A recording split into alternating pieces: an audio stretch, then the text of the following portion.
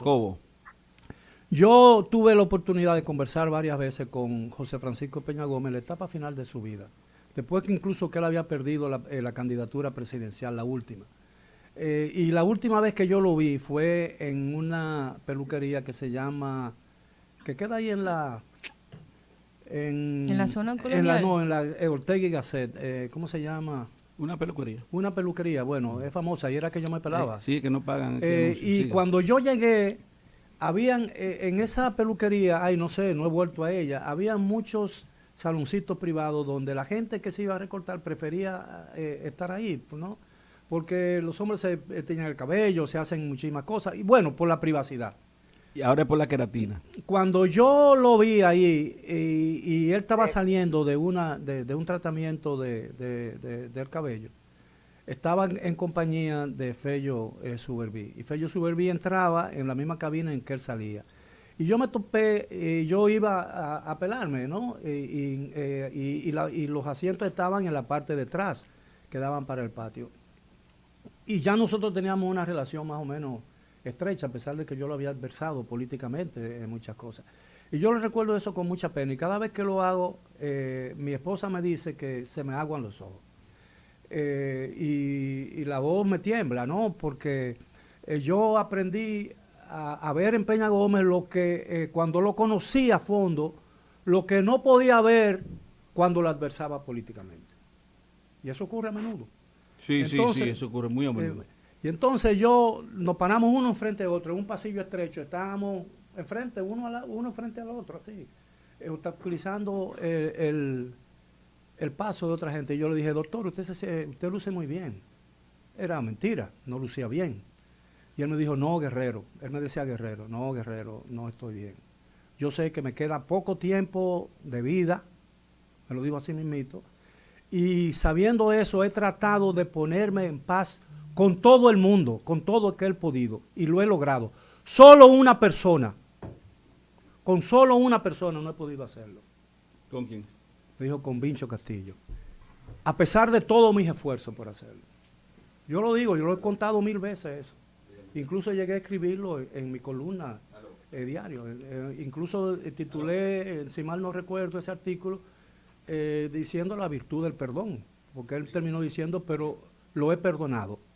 No sé si Peña Gómez tenía el don del perdón, no sé si yo lo tengo, no sé si tú lo tienes, pero esas fueron sus palabras. Eso fue en Otazu, hermano. En Otazu, exactamente. Gregory Caimares, estaba escuchando. Pero Miguel, es verdad que usted le aflige mucho el tema, porque es notorio, lo que su esposa le dice es cierto. Usted... No, y fíjate que yo fui un adversario político de Peña, pero llegué a tenerle cariño y compasión, porque yo sé que él fue un sacrificado, y cuando decidieron ponerlo como candidato presidencial, ya él no tenía la voluntad que tenía antes para rechazar esa barbaridad, porque ya era un enfermo de cáncer terminal, y fue un error, y esa meeting, incluso ese meeting cuando él regresó, que lo recibieron en el puente, ese meeting fue uno de los mítines más grandes. 1998. No recuerdo la fecha. 1998, sí, 5 de diciembre me parece. Que fue en la cabecera del puente Francisco de Rosario Sánchez, allá arriba, ¿no? Y cayó un enorme aguacero ese día. Y hasta se mojó Peña Gómez. Lo expusieron, lo llevaron ahí prácticamente para acelerar su tránsito hacia la muerte, porque ya no podía consigo mismo. Y su voz sonaba trémula. No podría ser en diciembre, porque creo que él murió en marzo, ¿verdad? Bueno, no, pero fue algún tiempo después de ese meeting. Y su voz sonaba trémula y temblorosa, porque no podía, ya no tenía la fuerza que lo caracterizaba, ¿entiendes? Entonces, la política no puede llegar a ciertos niveles en el sentido de que las diferencias lleven al colmo de desearle la muerte a nadie, alegrarse después de la muerte de alguien, o utilizar la muerte de alguien para señalar o resaltar alguno de sus defectos en su vida. A mí me parece que eso no es justo. Yo estoy completamente de acuerdo con don Miguel en ese sentido. A mí me sorprende porque hay una relación bastante directa entre cáncer y depresión. Es algo que se ha estudiado mucho y que mucha gente conoce, sobre todo aquellos que tienen un familiar cercano que ha pasado por eso o que han perdido un familiar cercano a causa del cáncer. Si bien todavía no podemos definir que se trata de un suicidio o de otra cosa, yo creo que no sería nada extraño pensar que una persona que ha pasado por un proceso tan degenerativo como es el cáncer, en 2 años, que se retiró incluso de la vida política precisamente para atender a su salud. Y que muchos pusieron en tela de juicio, sí, dudaron de que fuera cierto. Así es. Porque así es que somos los dominicanos, así de fácil. A mí lo que realmente me llevo de esta situación es hasta qué punto puede llegar a degenerar o a quitar la humanidad las pasiones políticas. Es impresionante lo que una pasión política, sentirse representado por una fracción política puede hacer en un ser humano perder toda su humanidad. Ver una cantidad de mensajes, a mí eso me impresiona, porque quizás yo soy un ser humano en formación, yo tengo mucho que aprender y todavía tengo la capacidad de asombro, y me asombra que la gente utilice casos como eso y los comentarios malsanos, sin pensar esa misma parte de circular la imagen del cadáver, del supuesto, porque no sabemos también si la dichosa foto es real o no lo es. Y gente que lo está publicando en las cuentas de Instagram. Y lo critico en este caso y lo critico en los casos, lo he hecho en otras ocasiones, precisamente revisaba el tema de la ley 192/19, aquí no existe un respeto que sea en protección de la imagen, el honor, la intimidad familiar. Algo, Olga. Me consta que hay un grupo de abogados, que son amigos míos, que fueron a la Procuraduría para accionar en contra de ciertas personas específicas que colocaron, gente con muchos seguidores que subieron las fotos a unas cuentas, porque tienen como una cuenta de como periódicos digitales, pero en Instagram. Sí. Procuraduría, en virtud de esa ley de la 192, y la Procuraduría no les recibió la acción. ¿Y eso por qué?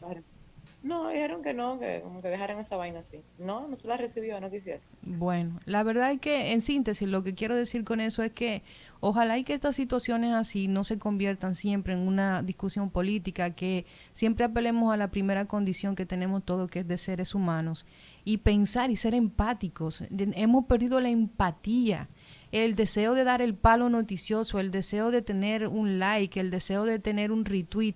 Yo creo que hemos perdido la empatía. Y eso se evidencia no solo en un caso como esto, en cientos de dominicanos que a veces pasan por situaciones o familias que pierden un familiar, valga la redundancia, y sin embargo un dominicano, en vez de acercarse a ayudar, usted lo ve más presto a tomar un video, a subir una foto a una red social de un accidente, de algo que puede llegar en algún punto a un familiar de esa persona y convertirse en un trauma. Vamos a tener un poquito más de empatía y a no sacar material político de las situaciones humanas. Así es. Bueno, hay otros temas que son... Si me permite, don Miguel, porque es un asunto muy luctuoso y yo creo que el tema que va a dominar el espectro del día de hoy en términos informativos, noticiosos y de comentarios es la triste partida del ex secretario general, ex presidente del Senado y ex precandidato también presidencial del Partido de la Liberación Dominicana.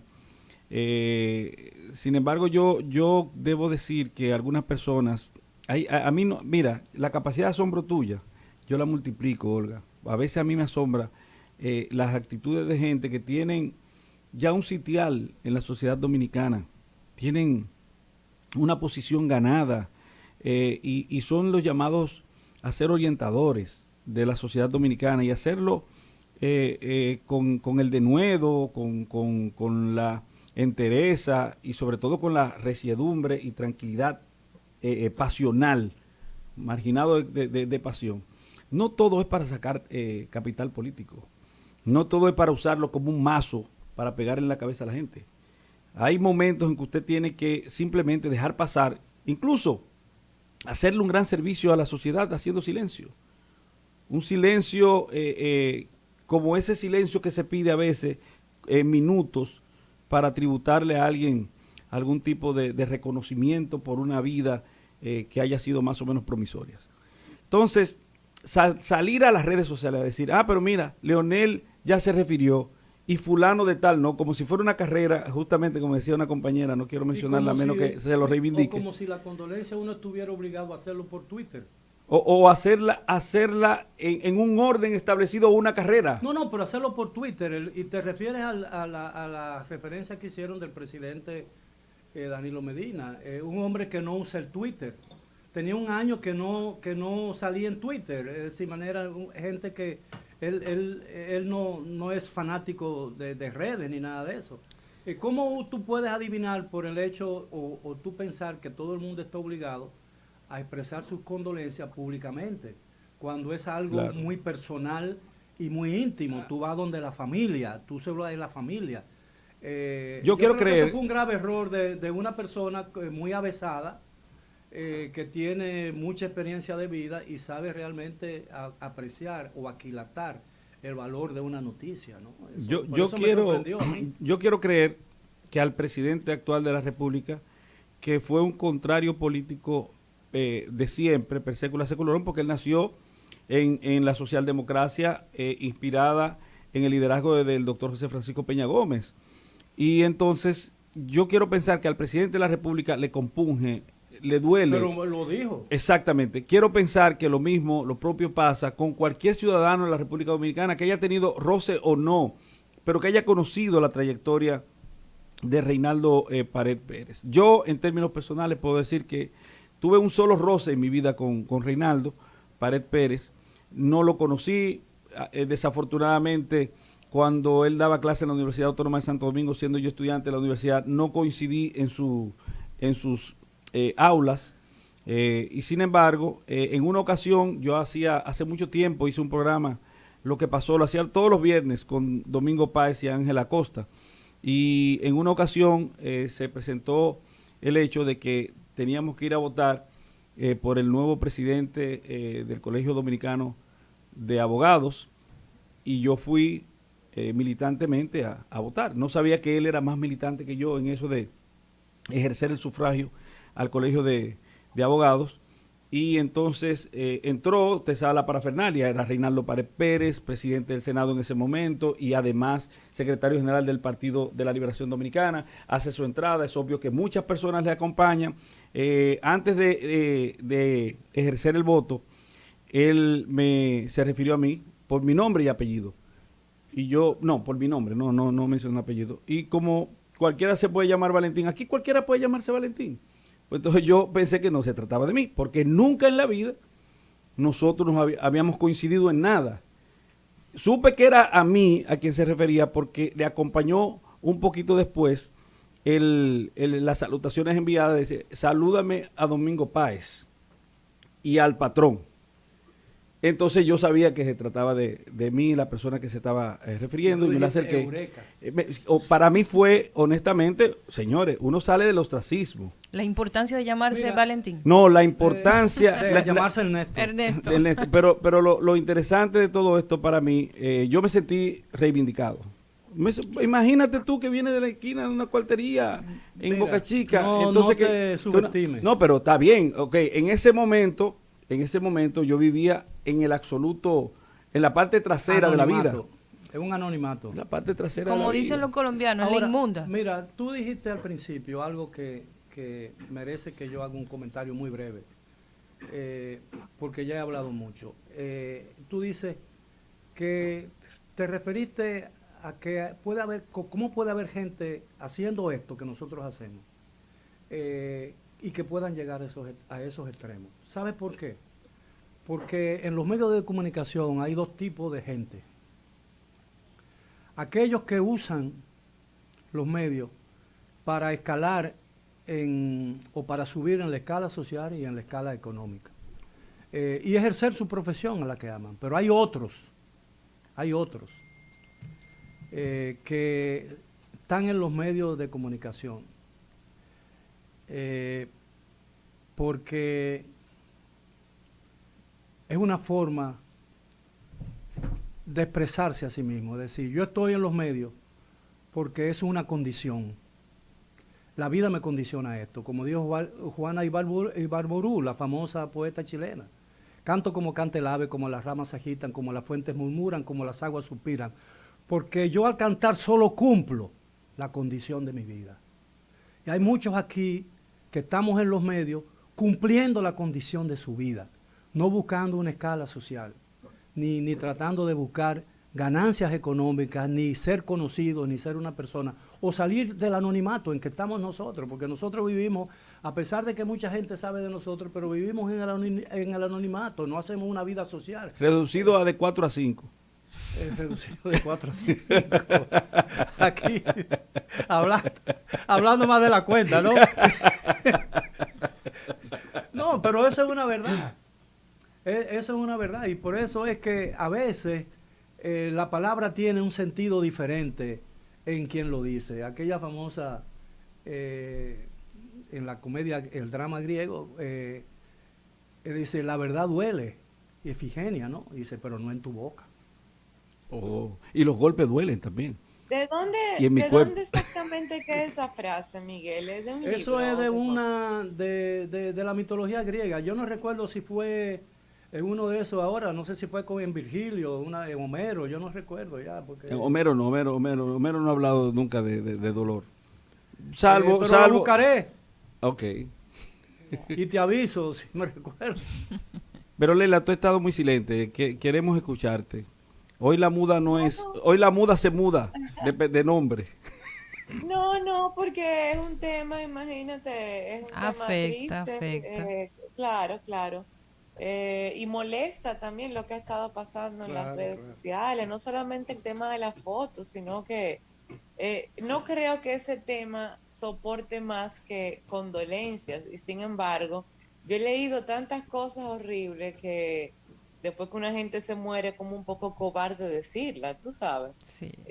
Acusaciones, una serie de cosas y además politizarlo, incluso de gente que uno no lo espera. Por ejemplo, un reciente tuit de Don Uchi Lora, comparando que si Leonel Fernández habló primero de la muerte de Reinaldo que Danilo Medina. O sea, ¿en qué momento se convirtió en una competencia de quién del pésame primero? ¿Por qué? ¿Por qué? Porque una muerte se trata de eso. O sea, y no solo él. Lo menciono a él porque él es una persona muy conocida, de quien uno no espera que politice un tema así. Pero comentarios como ese he visto decenas en el día de hoy. Decenas.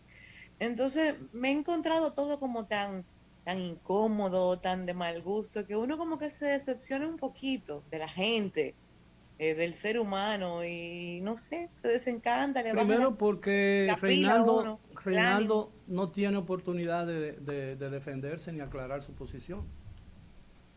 Y yo creo que no tiene necesidad. Y no tiene necesidad. No tiene necesidad. Estoy totalmente de acuerdo. No tiene necesidad. Él está en su realidad y lo único que uno Pero tiene que hacer es lo que también dice es Leila. Condolencias, eso es condolencia y dolor. Danilo tiene que ir huyendo. Espérate, déjame ir corriendo a las redes a dar el pésame antes que lo de Leonel, para que no digan que Leonel lo dio adelante. ¿Pero qué es y lo que eso? yo decía, Leila, y me detuve, por alguna razón tomé otro camino, que yo quiero pensar que al presidente de la República, al presidente del PRM, a los miembros de ese partido, que lo que son es políticos y por vías de consecuencia son colegas del ya ido, tristemente, Reinaldo Pared, que les duele, los mismos que a sus ex compañeros de la Fuerza del Pueblo y a los compañeros del PLD, sus compañeros de partido, y a los demás miembros de consignas políticas partidarias diferentes, y al pueblo dominicano en términos general, porque perdimos un servidor, una persona que fue por muchos años una de las figuras más incidentes en la vida pública de la República Dominicana, y es triste. Fue un ganador, como político, él fue un ganador, porque mira, fue regidor, fue diputado, fue senador. La mayoría de las veces que él aspiró a algo, él ganó, porque si te fijas con el tema de la presidencia, él nunca realmente fue candidato. No fue candidato. Entonces, la mayor parte yo creo que todas las veces que él fue candidato a algo, él ganó. ¿Saben algo? Miren, yo no soy de la gente, yo soy muy políticamente incorrecta en algunas cosas. Yo no soy de la gente que tiende a santificar a nadie después que muere. La gente ¿Qué es tiene eso? luces y sombras. No lo digo por ustedes, sino estoy hablando de mí. No, digo yo que es políticamente incorrecto. No, en el sentido de que mucha gente, y es como cuando te dicen, ay, qué niño tan bonito. Y digo yo, no, es feo. Si es feo, aunque sea un niño. Hay Entonces, niños feos. Sí, yo soy de ese tipo de gente. El de la lechuza nada más. Bueno, lo que quiero decir con esto es que con mucha frecuencia se tiende a sublimar a la gente después que muere, y yo no estoy hablando de eso. Yo no quiero quitar ni las luces ni las sombras de ninguna figura pública. Los políticos, todos sabemos, tienen sus historias. Yo lo que apelo es a la humanidad, de que no en todos los aspectos de la vida de una persona o de la muerte de una persona se tiene que llegar a un componente político.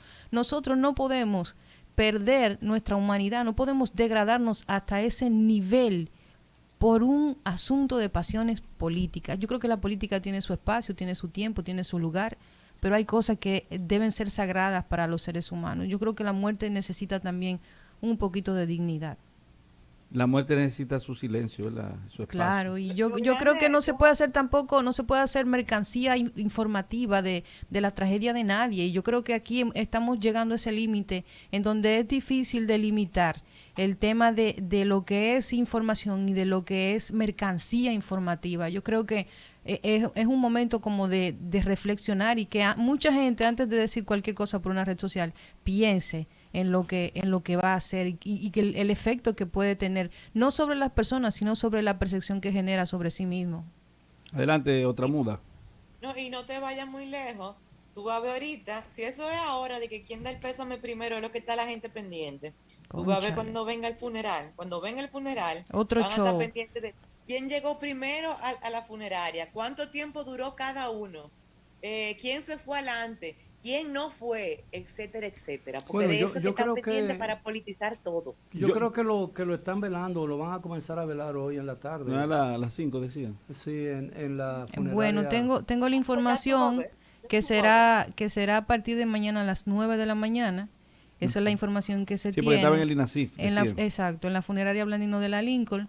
Y el sepelio será el domingo en el cementerio Jardín Memorial de la Jacobo Masluta a las 10 a.m. Bueno, yo creo que hay otros temas que ameritan prestarle cierta atención, que tienen que ver con un nuevo aumento en los precios de los combustibles que se hizo público hoy a partir de mañana. Y el lunes, primer día de noviembre, se inicia el desmonte del subsidio eléctrico. El desmonte del subsidio eléctrico va a implicar necesariamente, y ya así lo reconoce la industria, un aumento de la tarifa.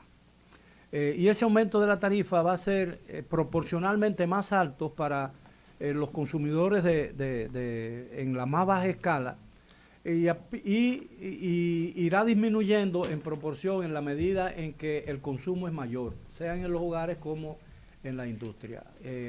Pero de todas maneras, el desmonte tendrá un efecto tremendo sobre la escala de precios en la República Dominicana, porque afectará a la industria y el comercio, y necesariamente habrá aumentos de precios y tendrá un efecto dominó sobre los precios en la República Dominicana. Y eso unido a un aumento de los combustibles que aparentemente va a continuar debido a los precios internacionales del crudo y de los precios de los combustibles en los mercados internacionales, eso va a tener también una profunda repercusión en el ánimo público de la República Dominicana. Y yo he mencionado esto antes de pasar a las entrevistas del día de hoy, porque yo entiendo y quiero recordarle a la gente y a los líderes políticos nacionales que la paz, la tranquilidad, el crecimiento de la economía que hemos tenido por muchos años se ha cimentado básicamente en la paz laboral y social que hemos tenido por décadas. Si esa paz social se resquebraja, se cae, los efectos pueden ser difícil de presagiar en este momento. De manera pues que yo creo que la preservación de esa paz vale cualquier sacrificio y cualquier entendimiento, por costoso que sea en términos políticos, en la comunidad dominicana, porque lo que pudiera venir como consecuencia de ello puede ser verdaderamente muy lamentable. Y yo quiero decir que La Paz no es solamente una capital sudamericana. Leila, ¿tienes algo que decir? Porque es el momento. Ay, por Dios, que la paz está en Bolivia. Eso es lo que toca No, ahora. yo dije ¿verdad? que Lo no toca eso. ahora. Que la paz esté con vosotros y con tu Y con su espíritu. espíritu. El problema es que los bolivianos conocen poco de la paz a través de su historia. Hasta la llegada de Evo Morales, los bolivianos habían tenido más gobiernos que años de independencia. Qué lindo, ¿eh? Pero, Leila, es el momento de hacer algo que tú le impones a Gabriel. En esta ocasión te toca a ti. Decirle a Hoy- Gabriel que es hoy el cambio. Ok. Hoy te voy a dar ese honor a ti. Ah, pero mira qué privilegio. Mira, vamos al cambio, muchachito. Rumba 98.5, una emisora RCC